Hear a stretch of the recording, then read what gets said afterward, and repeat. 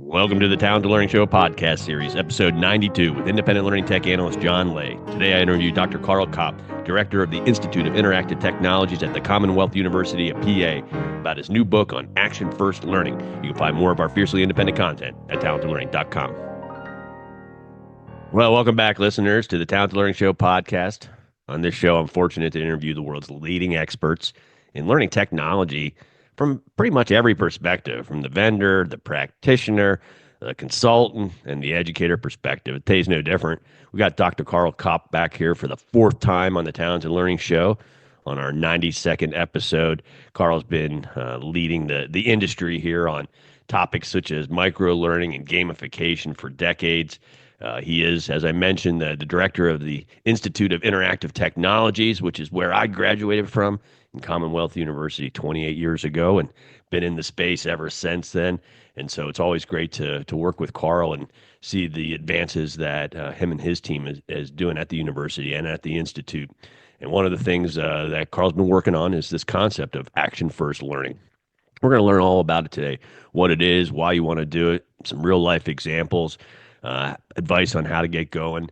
All of that is what's covered in Karl's latest book on called Action First Learning. And you can look in the description here and get a link to that book to get more information. But from a high level standpoint, we're going to spend our half hour today learning all about this concept. And I can't wait. Karl, welcome back to the Talented Learning Show. Sure great to have you here. Hey, John, it's great to be back. So thanks for having me. Yeah, last time here promoting your book on micro learning, the time before on gamification. I'm like a stop on your book tour. This is cool. You are, yeah, and I really appreciate it. So thanks. Yeah, no, thank you. This is you've always been our most popular guest. I went back and looked today. This is the fourth time now, and this is episode 92, of course, and the fourth time you've been here across the last 6 years. So super excited to have you back and get this update. So you've been busy writing a new book. Your new book is on action first learning. Tell me about it. What's that mean? Yeah, so the idea came, I've done gamification and micro learning and things. And one of the things that I noticed in a lot of online instruction as well as face-to-face instruction is that the beginning of the instruction really sets the tone and it really gets learners thinking. And so, if you teach a class face-to-face and you start out with passive information, then all of a sudden you're like, okay, now let's do an exercise. And people are like, yeah, I don't want to do it. But if you go, okay, we're starting out with an exercise, I want you to do this and this, people are like much more energized. And same thing with online learning. When you start out with robust decision-making or having to do something, that sets the tone for doing it later on in that module. Otherwise, people are like, yeah, I don't really want to do this, drag and drop, So it's the idea of setting the tone so that the learner is engaged right away. The other thing that does is it sometimes breaks down barriers. So if you give a learner, let's say you do a learning I call them objections, but learning objective. And you say, I'm going to teach you 5 ways to sell. A good salesperson goes, yeah, I know 6. This is a waste of my time. But if you go, all right, sell this item to this person now, you don't really have time to process and think. You just go into what you would do naturally. And that action spurs the learning and the thinking. And hopefully, if it's designed right, it may even spur doing something incorrect. Hey, you weren't able to sell that. So then the person goes, I have a gap in my knowledge. How can I fill this gap? And one of the Malcolm Knowles, who, kind of the father of andragogy as opposed to pedagogy, andragogy teaching of adults, basically said that adult learners learn best when they know they don't know something. So if you can have them do some kind of an action or some kind of a decision, and then they find out, I don't know this, then all of a sudden, they're more open to learning. And so that's kind of the idea behind the book and the concepts that are in the book. Wow, interesting. Does this fly in the face of traditional instructional design models like ADDIE or SAM, or is it complemented? Well, I think it's complementary. So the ADDIE model, basically, you spend a lot of time in analysis and a lot of time in design, and then you deliver it. Well, I always thought that there was a little bit of a missing piece in, okay, so what should the right design be? What should the right delivery be?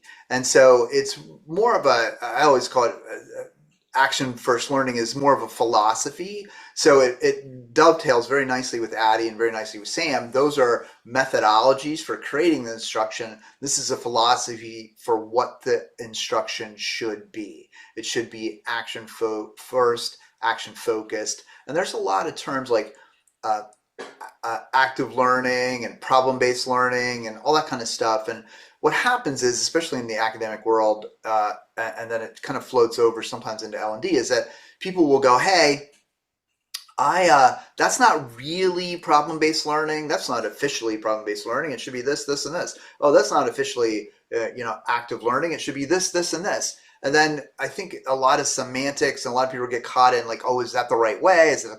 So I wanted to step back and say, no, let's do it as a philosophy. There's not a wrong way to do it, but it's a way that I want you to be thinking about doing it, because it's more important, I think, to get people to think about taking action and designing in action in their instruction, rather than arguing over, is it problem-based learning? Is it active learning?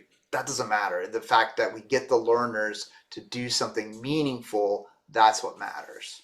Wow, interesting. In learning technology, right now, there's a lot of this trend towards action learning, but it's not first, as it turns out, but it's later on in the cycle and proving that you can do something and actually demonstrating those skills. But it's typically later on. I haven't heard of anybody doing it first. But one of the big things on, what I'm seeing on the other part of the industry is the scalability or the importance of feedback in those activities to really help with the learning. How do you handle that? Is that important? How do you do that on an online? Does AI help? Tell me Yeah, all about it. I think feedback's incredibly important for us designers of instruction, and then actually the learners who are learning from the instruction. But the thing about action first learning, they do it later on, but action first is the idea that let the learner make a mistake, let the learner struggle, let them become uncomfortable. A lot of times we try to make the learner as comfortable as possible, and then, okay, now practice. But the problem is that practice oftentimes is not realistic. It's not, it's like the perfect environment, it's the perfect case study, it's the perfect situation. And then when you get back to the job, it's never perfect. So by throwing them in and getting them to think about the elements of that instruction right away, now they're more attuned to what questions to ask, what mistakes they might make, where their assumptions are, and things that the passive kind of, oh, do this, do this, do this, overlook. And so I think that's really kind of important. And then as we, I'm really interested in and really big believer in deliberate practice. So it's not practice that makes perfect, it's practice with specific deliberate feedback, correcting your mistakes. And so if you actually set up action first learning situation and then somebody makes a mistake, now the remedy to that mistake, the feedback is right there in the moment, and that helps. I think it's a lot like, we were talking about kids earlier, but if you think about kids, you can tell them till you're blue in the face, don't touch that hot stove, right? And they're still going to touch it, right? They're still going to reach out their hand. And I told you not to touch it. I told you it was hot. You're like, I know, but it's that human instinct of we need to do something to really get something and to get that feedback. And so that's where I think action learning goes. You can learn lots of different ways. Bandura's social learning theory, you can learn through observation, but I think we've gone too far in the direction of just feeding people information from step one and not really respecting that they bring a lot of knowledge to the table, and that by having them do actions and do activities, that they're actually engaging the full body, the full concept, rather than just kind of sitting back and passively absorbing the information. Who gives the feedback, Carl? Does it have So to what? be Yeah, a human? that's a great question. Up until recently, the designer designed in the feedback to the situation. Like if you do a branching scenario, ask a question. But I'm experimenting more and more, and many people are, with AI. And AI now can do, for instance, I have a chat bot that does an entire branching conversation, a sales conversation. Like, hey, I need to sell e-learning services. How do I do that? And I want you to role play the client. And the chatbot does the whole thing as the client, bringing up objections, all that kind of stuff. And at the end, I say, okay, stop scenario. Now give me feedback on how well I sold you that product, the e-learning product. And then the chatbot comes back and gives me all my feedback. Like, well, this was a strong argument, but you didn't counter this, and you did this, but you didn't do this. And so more and more AI is going to be able to give us that feedback, especially in online situations. And the thing I really like about it using AI, I mean, it still has hallucinations, and I mean, it's not perfect, but I can carry it around in my pocket. So if I'm waiting in an office or if I'm in line somewhere, I can click on my chatbot and I can have this conversation and I can get that feedback. I can pick it up later. I can try that conversation again, and it's almost a mentor with infinite patience and infinite ability to give me feedback. So that, I think, is something that I'm definitely seeing as a trend. And in the book, every chapter has what we call an AI assist.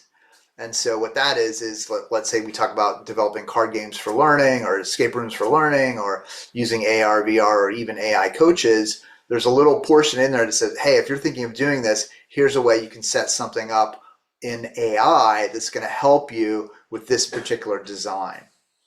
Wow, that's cool. That's cool. One of the big problems about the live feedback, even though that's great, is just the lack of scalability. So if you have 500 salespeople and they all have to send their pitch in, who wants to sit there and be on the receiving side of that? And so AI actually makes it so you can enable something like this action first. And there's some really good solutions out there that I ran into recently, like that Interflexion or Bongo Learn.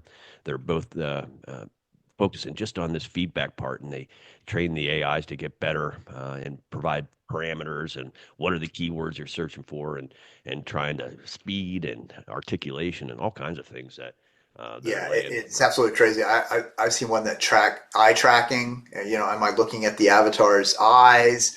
I've seen one that tone. I mean, it's just incredible what it's able to do, and how it's. The only thing I worry about is if an AI avatar can train me to be the perfect salesperson, let's say, why do you need me? Can't I just take that perfect salesperson AI avatar and talk to your AI avatar, and then all of a sudden the sales happen without you and I? So that You kind of can't talk like rattles. that, Carl. We're not going to have any jobs. I know, that rattles around in the back of my It's head. I think other it's going people to that be lose their jobs with real. AI, not us. Right, right. All right, give me some real world examples. Give me a program. How does this look in real world? So yeah, so let's say that we log. Let's say that we're doing compliance training, and we're training somebody in the bank about not accepting bribes, right? So that's a bad thing to do.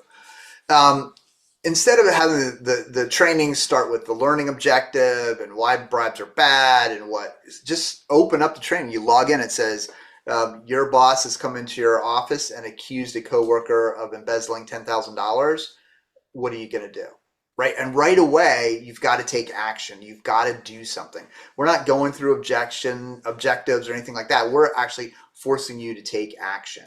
Or you bring learners into a classroom and you say, okay, here's a board game. You are a company. There's 4 people to game, and you've got to get to the end of that board game selling insurance or thinking about the insurance industry. So that's another example would be to create again an online module and say, okay, sort these concepts into these 3 different piles, right? The concept might be big security breaches, not a security breach, maybe a security breach, right? And so right away, I've got to make decisions about security breaches before you even tell me what it is and how it works and all that kind of stuff. And so like, well, what is a security breach? Well, that seems like it would be. Is that okay? Okay, I wonder. And so now let's say one, I wasn't sure if it was a breach or not. As the instruction progresses, I'm going to be more attuned to that particular concept because I wasn't sure about it. There's actually some research that shows when we make a decision, if even if it's incorrect, even if we're like guessing at it, our mind actually experiences more neural processing even if we eventually get it right, because it's not sure of the answer. And so it takes more work when we don't know the answer. I think one of the mistakes we make is it doesn't take as much work when we are confident and knowledgeable of the answer. And that's not how we grow. Like, you don't grow by studying what you already know. You grow by studying things that you don't know, or decisions that you don't know how to make. Wow. And so that makes a lot of sense. Is it harder to design something like that up front, more It, expensive, or is it you well, just get yeah. used to So, it? yeah, that's a good. So it becomes easier if you read the book, but wink, wink. Of course. But actually, it's not something that designers are used to. And so that's a problem. So it does take a little bit longer, and it does take a little bit more focus, and it does take a little bit more energy and effort. Once you start doing that and thinking with that mindset, that philosophy, it becomes much easier. And so basically, think of it this way: if you most training, most traditional training has, the learning objectives. Then you have a little bit of the terms and concepts. Then you have a little bit of the information, and then maybe you do something, a practice or a. So if you just move that practice to the front and then work in feedback, that as you give the feedback, you're teaching the term. As you give the feedback, you're enforcing the objective. As you give the feedback, you are highlighting lessons learned. So if you do it correctly like that, it won't take it's not an order of magnitude difference. It's just little tweaks and subtleties that will make the instruction more engaging. And actually, the irony is, it makes it more fun and fun's maybe not the right word, more interesting for the learner. I think a lot of what we do with compliance training and with uh, mandatory training is we give the rules and regulations, and we don't really show experientially how this applies to you. Like, you're like, oh, I would never take a bribe in a bank, I'm fine. But what happens when someone gives you a very large gift because they've been your customer for 20 years, and then they come back to you and say, hey, I want a bigger loan now. And then you're like, well, is that really, am I compromised then? And so by putting people in situations where they're like, I don't know if I'm compromised, then all of a sudden it resonates. And that's what we want. Too much learning doesn't resonate. Like, oh, I would never put my hand in a machine. Well, not in a perfect situation, but let's say you're behind on your order. Let's say it jammed. Let's say the guy's like, oh, I put my hand in it all the time. Let's say that, it's your anniversary weekend and you want to get away early on Friday. So yeah, you just stick your hand in and move that thing along, right? And that's when people make mistakes and get hurt and things like that. And so, but in a perfect world, we don't do that. Oh yes, do not put your hand in the machine. So the idea really is to put them in a situation where they are thinking like they normally would, not the defenses of training, not the defenses of what I think the designer would do, but yeah, this is what I would do. Oh, okay, now that wasn't the right thing to do. The action I took wasn't the right action, and now I can see the consequences. And so that's the idea. Does it take a little bit longer? I think so, yes, but is it order of magnitude? No, I don't think so. Hmm. Hmm. How does gamification and micro learning play into all this, considering your past specialties or current specialties in those areas? Yeah. So I originally wanted to name the book Beyond Gamification, because I think gamification has gone down a pathway that's really focused a lot on leaderboards, badges, and points. And no one plays a game just for a leaderboard or just for points or whatever. They play it for the challenge. They play it for to see how they can do against other people for lots of different reasons, but not for those reasons. And so I really wanted people to start thinking about, who design instruction, to think about, well, what's next? Like, how do I really get the learner involved in a situation? Because gamification can be very passive, right? You answer a multiple choice question and you get points. Oh yeah, So I'm not really maybe making a critical decision. I'm not really deciding whether to play this card or this card, or sort this or sort that. You might do that with points, so you can add the two together. But I think the default often is too much like, okay, do something passively, like watch a video and get points, log into the system, get like, that's not really an effective way to do that. So I wanted to put forth the idea of let's do something beyond what we're doing. Let's push the limit. Let's make people do it. And learning by doing is nothing new, but it's really gotten pushed to the back burner. The other thing that started to get me thinking was if AI can generate like all kinds of content like passively, like, hey, give me the regulations on taking bribes in a bank, or give me the regulation on lockout tagout, um, then we just get this information as just passive.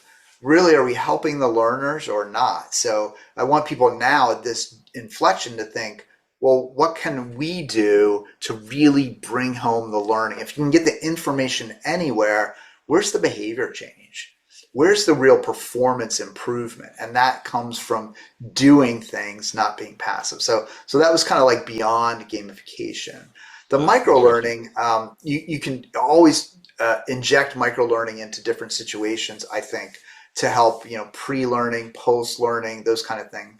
But you can do it more interestingly or effectively. So, for example, the book talks a little bit about educational cliffhangers, or I'm gonna ask you seeking about out that. information, or mysteries. It amazes me that you can go on Facebook or whatever, and you can buy like mysteries in the mail, where people will send you like clues every week. Some of the biggest online communities are trying to solve real life crimes. I mean, people really enjoy this kind of deductive work, right? Trying to figure things out, inductive, deductive, both, trying to figure these things out. Why is that absent from our training? Why do we not have that in there? So that was another driver behind it. Like, let's go, and then finally, beyond even micro learning. Like, I think in our world we've gone to short, bite-sized everything, right? Political comments, learning comments, advertisements, TikTok, etc. But there's a lot of value in in-depth marinating on a subject or a topic, really thinking about strategy. So, for example, in World War II, almost every military group conducted really involved tabletop war game exercises where you had to think of what your strategy would be. And if an opponent did this, what would you do? And if you master armies over here, where are your weaknesses? And could you shore up those weaknesses? Like, really deep thinking about the environment. And I think we lose that a little bit. And, if we think about competitive landscape, let's think deeply about what competitive landscape we're in.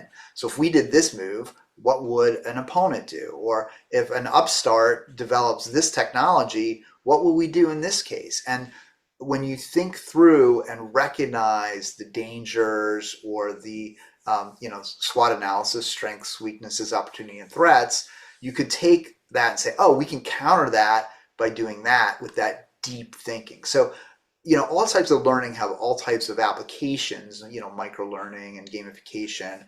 Um, but let's not forget deeper learning. Let's not forget learning that really has an impact on the individual. And that's kind of, again, also kind of in the background as I've written this book. I've tried to take I've been in the field for a while. And so I'm trying to take all of what I've learned from my years in the field and condense it into these technology, these approaches, methodologies that people can use to create, truly impactful training. Yeah, thanks for that. I think a lot of people in our industry, or a lot of instructional technologists, instructional designers like me, I think are feeling a little apprehension with AI, and really taking the easier parts of our job of just presenting that information.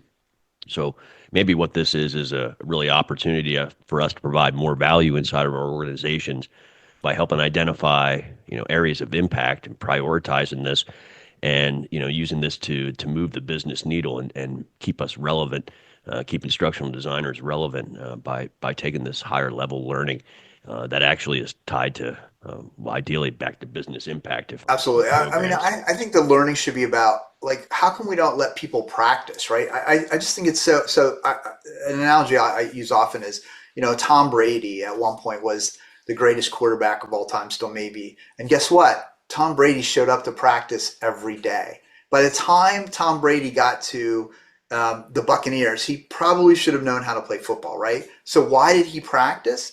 To get better and better, so he could do it subconsciously, so he could do it in sleep, so he knew which way you're going to. And in business and industry, a lot of times we go, oh yeah, I've been a salesperson for 20 years. I don't need any training, right? I've worked in I insurance resemble that for remark. 15 years. I don't need any training, right? And so don't think of it as training, think of it as practice. We all need practice. And action first learning is nudging people to that direction of practicing what they know. And when you practice, you need a coach. And who's the coach? The designer of the instruction, right? Or the deliverer of the instruction. So that, I think, is where the value is.